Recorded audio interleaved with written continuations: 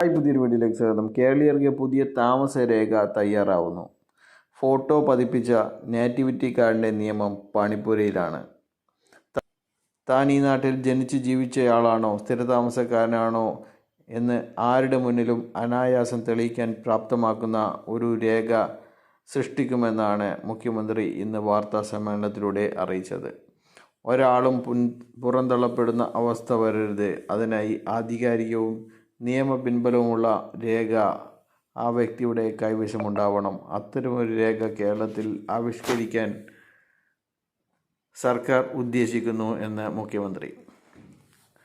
സംസ്ഥാനത്ത് ഇപ്പോൾ നൽകി വരുന്ന ഒരു നേറ്റിവിറ്റി സർട്ടിഫിക്കറ്റിന് പകരം ഫോട്ടോ പതിപ്പിച്ച സ്ഥിരം നേറ്റിവിറ്റി കാർഡ് നൽകാനാണ് ശ്രമം. ഈ തീരുമാനം മന്ത്രിസഭാ യോഗം തത്വത്തിൽ അംഗീകരിച്ചതായി മുഖ്യമന്ത്രി പറഞ്ഞു. നേറ്റിവിറ്റി സർട്ടിഫിക്കറ്റിന് പകരമായി എക്കാലത്തും ഉപയോഗിക്കാവുന്നതായിരിക്കും ഈ കാർഡ്.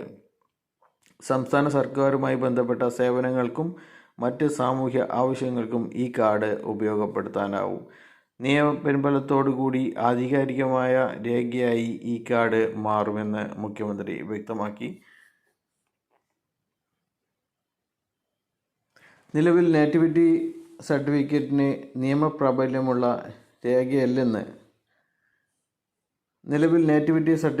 നിയമപ്രാബല്യമുള്ള രേഖയല്ലെന്ന് മുഖ്യമന്ത്രി ചൂണ്ടിക്കാട്ടി. ഓരോ ആവശ്യങ്ങളുമായി ബന്ധപ്പെട്ട് പല പ്രാവശ്യം നേറ്റിവിറ്റി സർട്ടിഫിക്കറ്റ് വാങ്ങേണ്ടി വരുന്ന അവസ്ഥയാണ്. ഈ വിഷമം പരാതിയായി തന്നെ സർക്കാരിൻ്റെ മുന്നിലുണ്ടായിരുന്നു. ജനങ്ങളുടെ നിരന്തരമായ അഭ്യർത്ഥനയാണ് ഇക്കാര്യത്തിൽ പുതിയതായി നിയമം കൊണ്ടുവരാൻ ഉദ്ദേശിക്കുന്നത്. കാർഡ് വരുന്നതോടുകൂടി ഈ പ്രശ്നങ്ങൾക്കെല്ലാം പരിഹാരമാകും. നേറ്റിവിറ്റി സർട്ടിഫിക്കറ്റ് കാർഡിന് നിയമപ്രാബല്യം നൽകുന്നതിനുള്ള നിയമത്തിൻ്റെ കരട് നിയമവകുപ്പുമായി കൂടിയാലോചിച്ച്